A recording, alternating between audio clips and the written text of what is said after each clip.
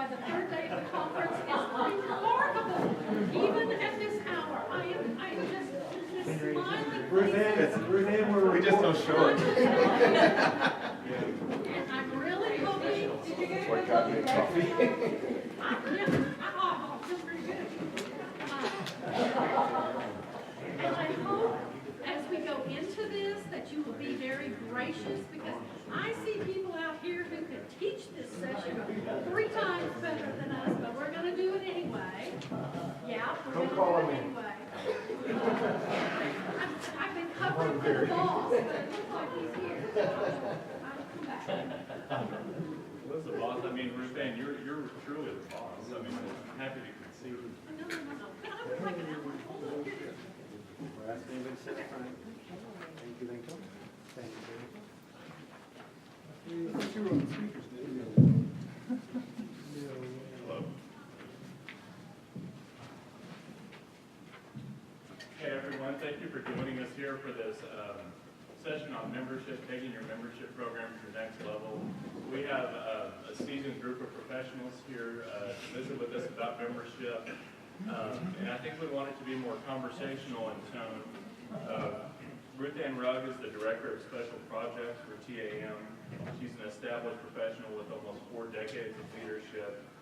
She's been working with the Finding Alternative Futures program with TAM, and she's really been a great mentor to me and great for this organization, and I'm sure everyone as well. And also a good stand-up act, too. I mean, we might have to make that a panel next year.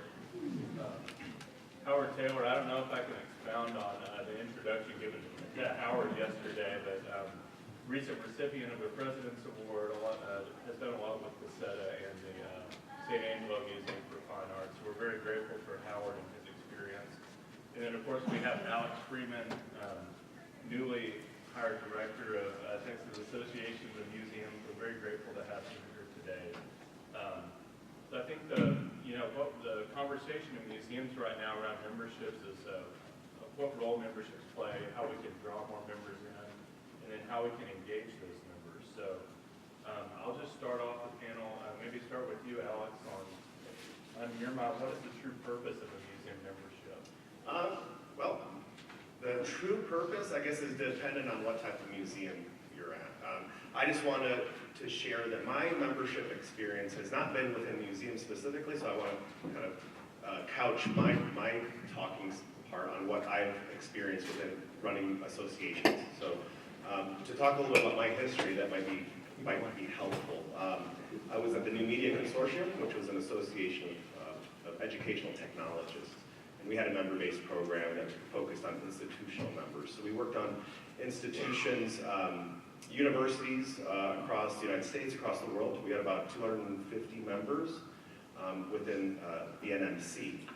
After the NMC, I was hired to serve as a senior analyst and a director of membership engagement at the Tambellini, which is a research firm that was interested in turning.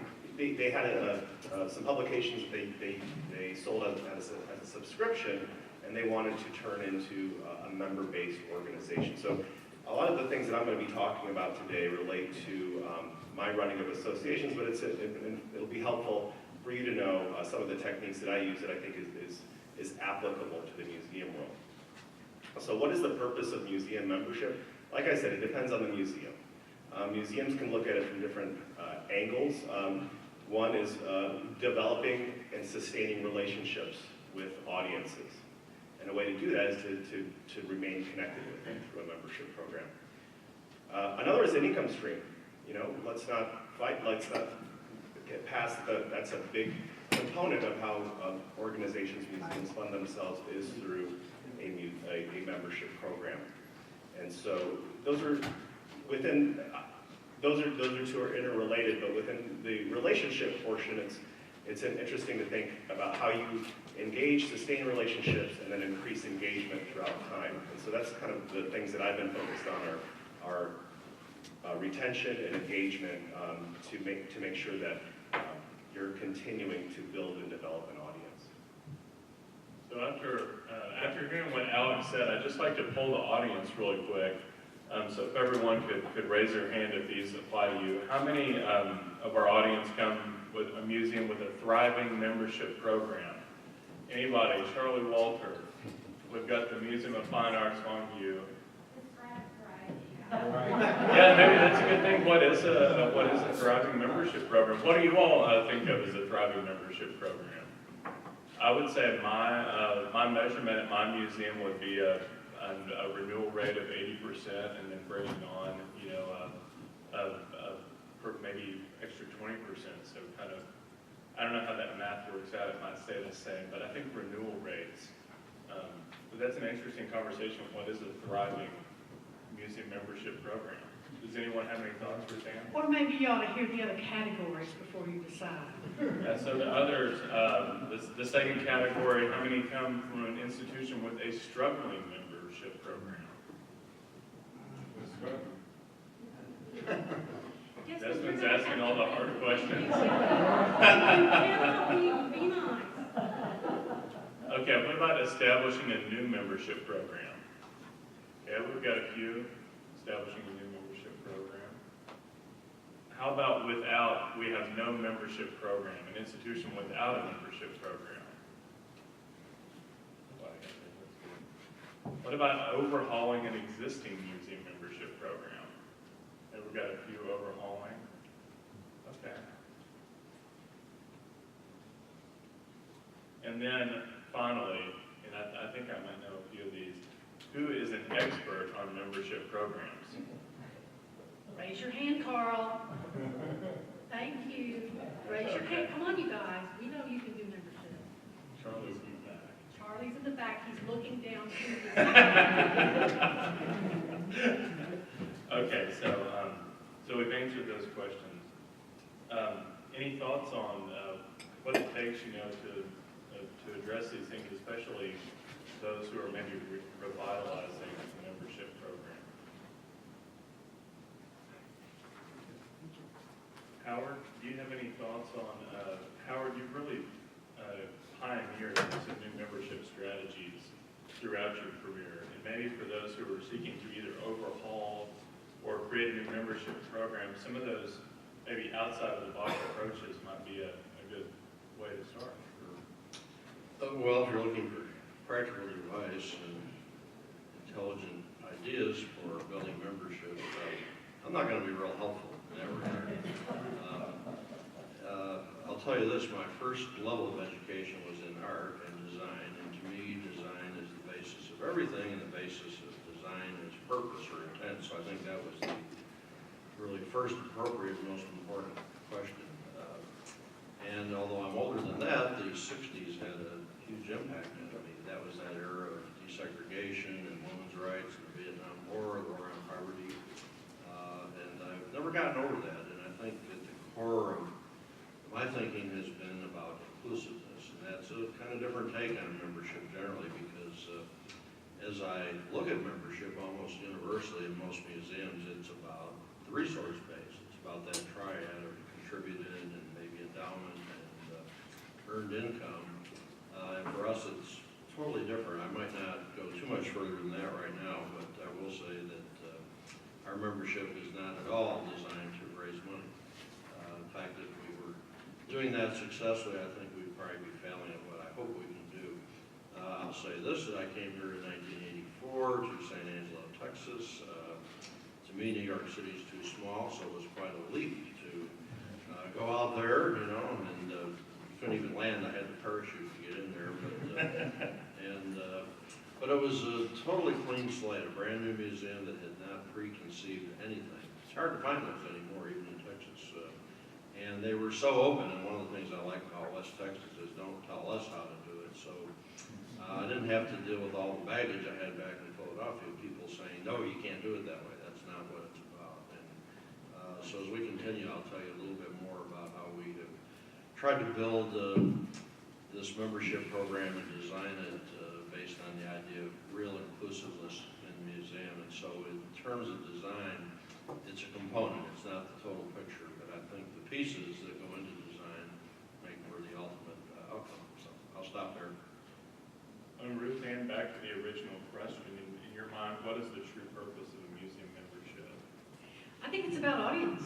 I mean, how do you even know who your audience is?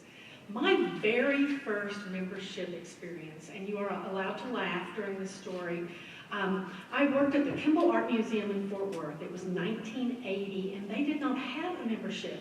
They just randomly had programs and parties and things, and one day in staff meeting we said, you know, we wonder who these people are. Who are they? Of course, you know, we knew who the donors were, but we didn't really know who the patrons were. Who's interested in this? And so we started a membership. And I'm not recommending this, but literally to find out who our audience was. And they started joining. I don't know how many tens of thousands are members today, and the membership has, of course, become a little bit more sophisticated since then. But I think the part about wanting to know who your audience is a legitimate thing. Wanting to know who your donors are is a related but somewhat separate thing. Who is it who is going to support your activities? How do you know if you're reaching the audience that you want? How do you know if you are giving the members what they want? I think membership is very, very closely related to your audience work. And you cannot run a good membership, or run a membership well, if you don't know who they are. So periodically, you have to talk to them. You have to communicate with them. You have to ask them what they are looking for. And do not be discouraged when you do that, because you will get answers all over the board. There will be people who, I mean, they want everything. And by golly, for whatever the category is, $25 higher than that, they are expecting a lot for that extra $25. And so you have to be really realistic about what you offer. But I think it has to do with audience. You will also discover people who are not really interested in coming to anything, but they want to get that calendar because they want to know what's going on. They want to know if any of their former colleagues are coming to town to lecture. They want to know what is happening. You know, when is enrollment for the summer art class because their grandchildren are coming to visit. That kind of thing. Yeah, and I'll just add on, for our museum, you know, the membership is a way to gauge, you know, who our audience is, and also find out who our audience is not. The specific county, Bell County, that I live in is kind of split. On the east side is Temple and Belton. On the west side is Queen and Fort Hood, which is primarily military, almost constantly changing populations. So we look at our memberships and kind of see those demographics, and then also look at our visitor sign-in sheet, and through that you can kind of gauge who your members are. Something that we've recently come up against on communicating with members is whether to do so through paper or digital. It's something that is, I don't know if anyone, who deals with that in the audience, whether to communicate with paper or digital with your members. Yeah, our members almost overwhelmingly prefer paper, although I think they know that digital would be cheaper. I think it's a fact of life that at this moment in time with music memberships and aging, it is a constant struggle. That being said, once your hubris gets so high, a member, and this goes back to Ruth Ann's comment on members making suggestions. A member came in and said that my newsletter looked like it was designed by a first grader. And I was the one who designed it, so that's always, you're going to be ready for that type of feedback from your members. But there also are a lot of really valid thoughts. So we'll producing our next newsletter, and I'll do my best to maybe bring it up to a 3rd or 4th grade level.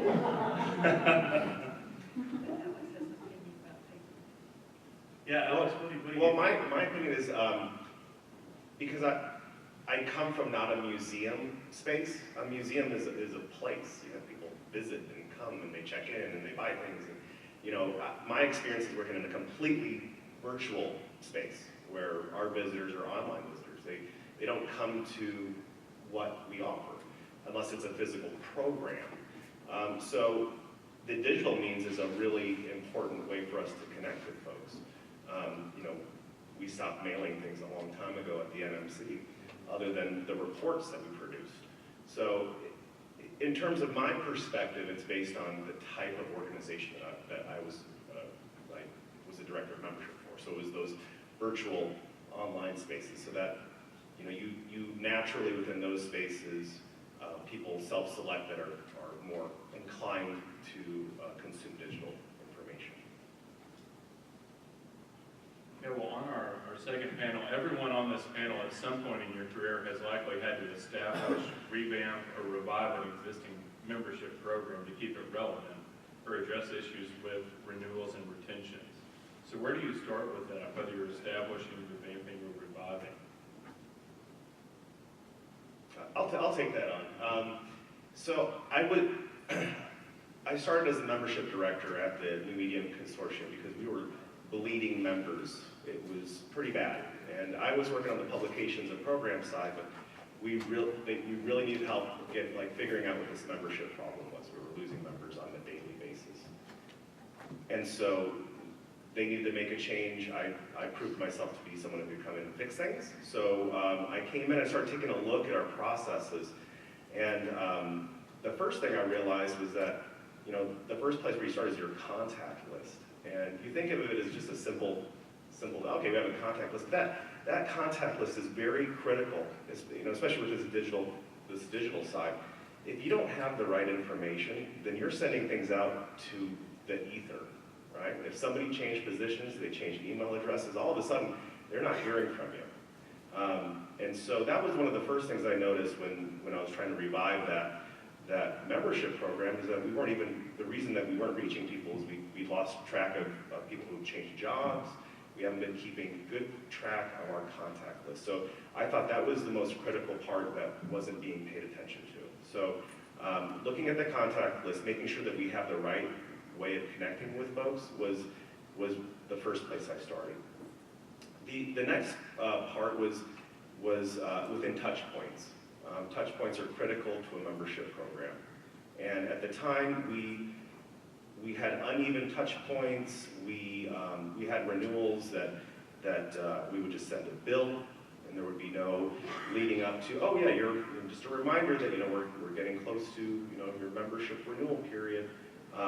I mean that hurt us because you send a bill to nobody and no one who's going to pay it, right? So that was the problem, and it was really easy to diagnose once I came in and started looking. Okay, let's start with the basic documents and contact lists that we have, and making sure that those are updated on a continual basis, and then develop a strategy for being able to look at touch points with that member throughout the year of their membership and establishing more structure to that. So that's where I started in terms of that revival of that membership program. Establishing a membership program was what I did most recently at the Tambellini Group. As I mentioned, they were a subscription service that wanted to develop a community. So I was able to come in and take the information I learned from NMC in terms of touch points and be able to kind of lay out what that year would look like with that member. And so we use that as an opportunity to provide a greater connection and to get to learn more about that member so that we provided the information that they wanted when they wanted it. And I think that's important too, is being able to segment your audiences so it's not a shotgun approach to how you work with individuals, but each person is a member and they have different levels of engagement and interest, and so being able to segment audiences was an important thing within that establishing that program.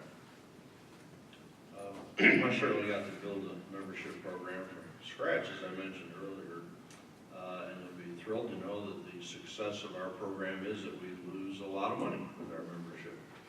And I'll tell you more about that, but going back to the 60s, that's when the NEA, the NEH came into existence, and it was really the first time that the federal government was calling on institutions, because if you look back to that era of trying to be more inclusive and desegregation and so forth, when you submitted a grant, you had to respond to what is the makeup of your board, your staff, how do you address the broader audience in your community, a kind of calling to be responsible to your community.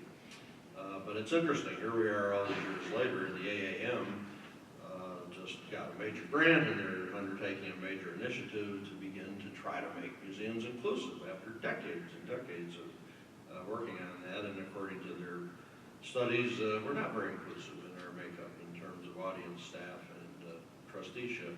I'm happy to say our museum is very inclusive, and it is a part of the design of our membership program. So we lose money, but I'll tell you on the other end, our contributed income greatly exceeds any comparable museum that I've looked at in Texas. And I think there is a correlation between that. So our membership, it's very inexpensive. When I came here, it was $5 and there were no categories. I wish I could have kept it that way. But no one was going to let me do that. But it was a simple idea. We were trying to engage people who have very limited resources. Exactly the opposite of almost all membership things. You're always trying to elevate people, get them up to higher levels and higher levels. And that's not where we're going. So we do have categories now, and it's $10 to join the museum at the basic individual level, $20 for a family membership. And I'll tell you more about that, though, as we progress, because, again, as I said, it's a part of a bigger picture of a strategy.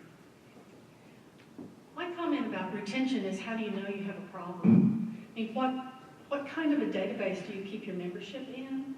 Or is it, on an Excel spreadsheet, or how do you know if you're having difficulty with renewal? Is it when you're doing the deposits and you say, there's not a lot of money going into the bank? Is it when you're writing the checks and you say, I hope these checks clear because there's not a lot of money going into the bank? Retention is an issue, and you have to kind of stay on top of it to know where you are. Now, there are some really good reasons why some people don't renew on the month that you send them the renewal notice. You kind of have to know, like, if they are, and I'm thinking of people who work, whose membership is paid for by who they work for. You have to know, like, what are the fiscal years. Maybe they're going to send it in then, or maybe they have to wait for the next fiscal year. You have to kind of know what's going on. If there is a museum that's had a tremendous turnover and they're all new people and they don't know you, and your reminder renewal notice is going to the desk of someone who doesn't recognize that person's name or your name, well, this could be a problem. I work with a group called the Coalition of State Museum Associations, COSMA, and it is organizations like TAM all over the country.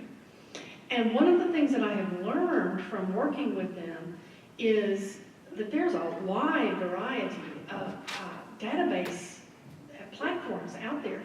There's something for every size organization.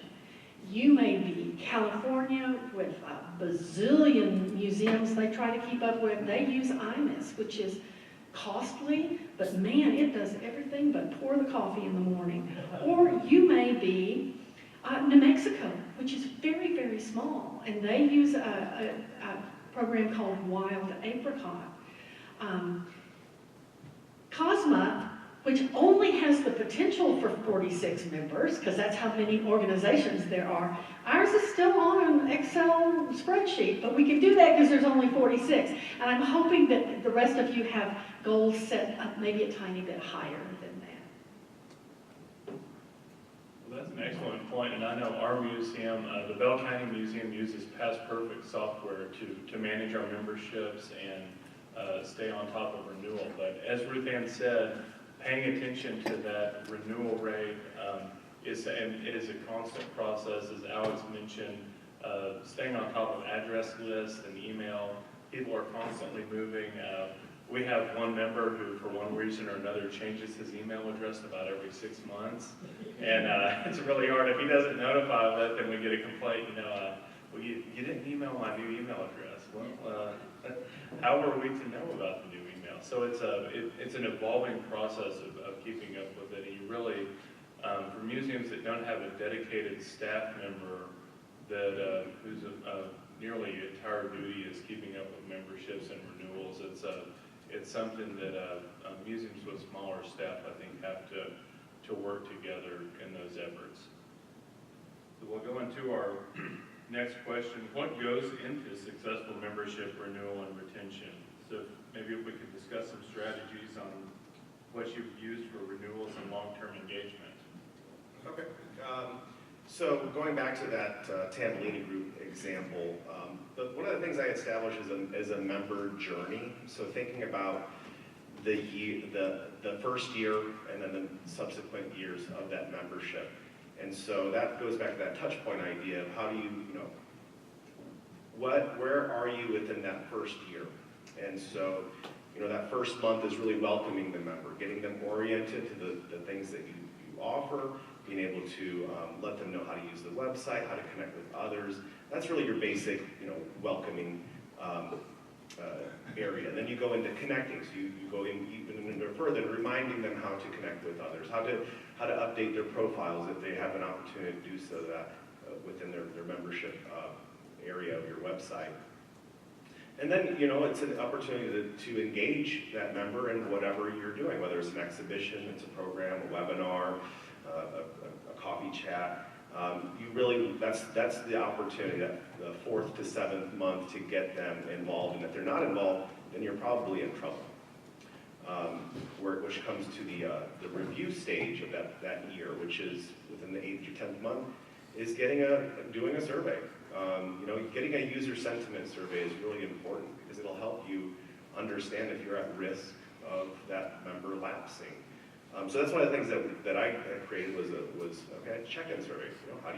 How are you liking the membership? How likely are you to refer your peer to our organization, our museum, our association? And that'll tell you a lot. It'll tell you a lot about their satisfaction level. And if they're not satisfied, it gives you an opportunity to make some corrections, right? Why aren't you happy? And red flag. If they're happy, great. The likelihood of them renewing is going to be very high. If they're not, it gives you a chance to go in and to fix whatever the problem is.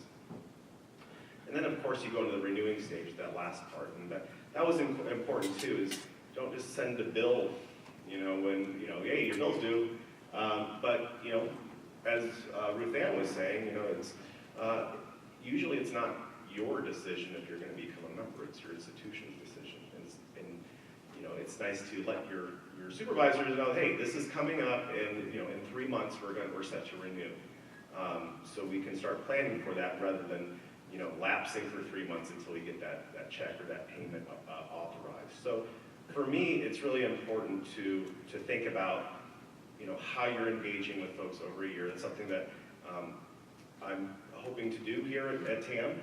Haven't implemented that yet, getting the annual meeting going, but that's how I think about membership, and that's as we have new members come in, beginning that cycle, and as people renew, being able to survey and adjust as we go along so that we can retain members over time.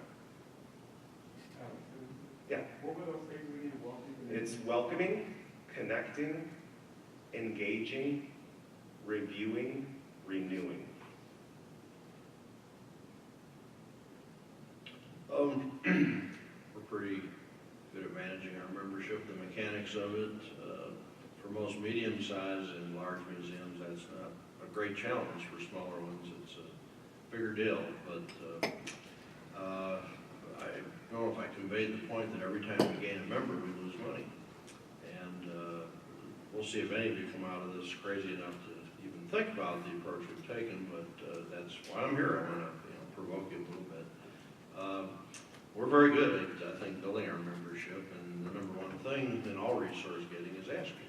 Second thing, of course, is relationships. But so we ask, but let me kind of give you a bigger picture here of how we do this. First of all, our benefits of membership are very limited. When you join for $10, you look at this thing, and I have a few of those up there. You don't get a whole lot in terms of goodies. You get the 10% discount, free admission. Even free admission, I kind of wonder about, because if you're an adult accompanied by a child, you don't pay. If you're a student, and almost everybody is, you don't pay. If you're military, you don't pay. The you're a member, of course, you don't pay. Our admission is $2. If you're an old person, I think we ought to charge them a lot more, but it's $1, you know. So in a sense, the only reason I would say we even have an admission is to put some sense of value to coming into the museum. So what do you get? 10% discount.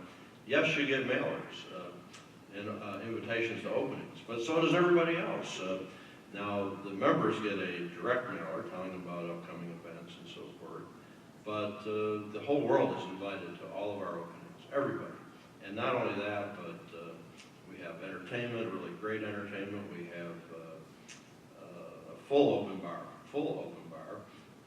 and we have very elaborate refreshments. I mean, virtually a dinner. In fact, I will tell you this, one time I saw an elderly, very wealthy couple pull up in their Mercedes, go in, fill up a plate, leave, you know, go back home. It's like meals for the elderly. So I'm so glad we could help them out.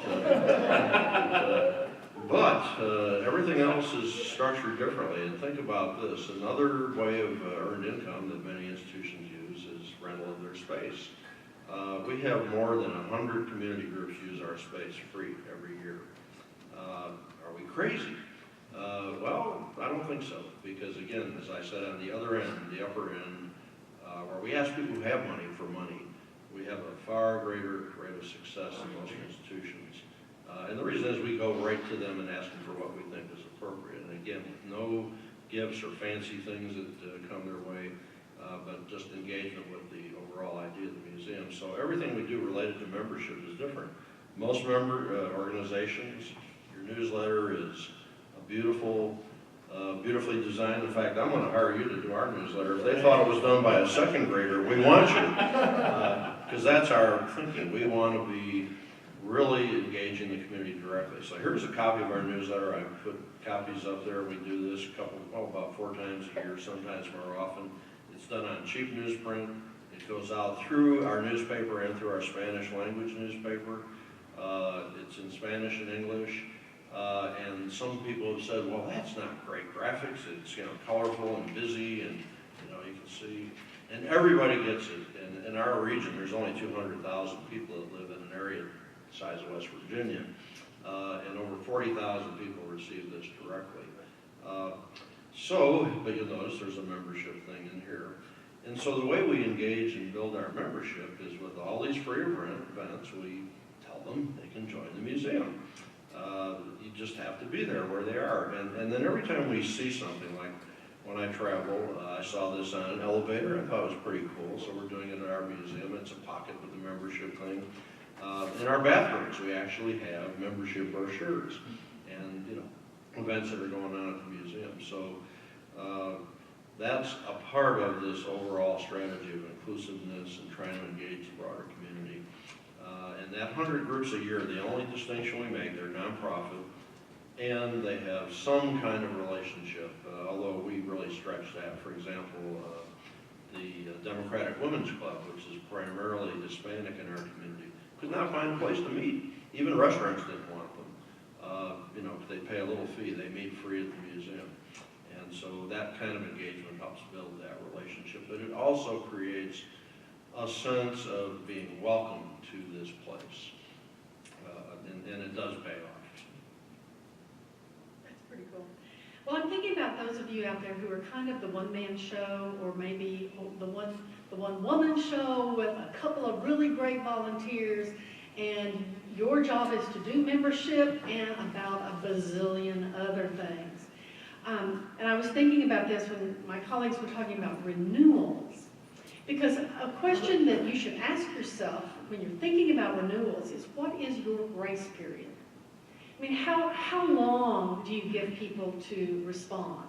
Do you send a notice out, you know, a month ahead of time, and then you hope they renew in the month so you don't have to change everything on the database? But if they don't, do you give them the next month? Or is it Henry Crawford who can't remember and you give him 6 months because that's Henry? How do you, or are you so swamped that it's kind of like, oh, let's look at this. Oh my goodness, I should have followed up a long time ago. I'm a big telephone person, and I would just call people, and if they would take my call or call me back, that was a good sign. And even if there was some extenuating reason why they were not renewing, at least I knew. If they avoided calling me, I knew we had a problem. And I would just say that, a membership relationship is like any other kind of relationship. Every once in a while, you have to spice it up. You have to do something a little bit different. And I'm not saying you have to invent a whole realm of new benefits and that sort of thing, but even if you decide to communicate differently or have a different kind of activity in place of the same old thing you've done, I don't know, you guys are probably more creative and can come up with some things because you know your own place. But how long has it been since you thought about freshening it up? Think about that. That's a good thought, Ruth Ann. And the question of, something that I ran into when I first started at my museum, my predecessor was really kind of militaristic on how, membership renewals, and if someone didn't renew, then by golly, they're not getting the newsletter, no more discount, and that person in our newsletter, which might have been a better quality back then, but the content, about half of the newsletter listed all of the members who had lapsed, and who specifically stated in this newsletter that if you didn't pay your membership, you're going to be cut off from the next newsletter. These are all of the supporters. And so we lost probably a third. And then this was, of course, before my tenure began. So that I was on about a 1 or 2 year goodwill tour that is probably not over. But on how tough to be on members. I think of this in the way that I think about board service or any other volunteer service, and that these people are making a conscious decision to support your organization. They do receive some benefits, but it's not, like buying something retail. So I'm more in favor of, sending reminders, making phone calls. I'm probably the only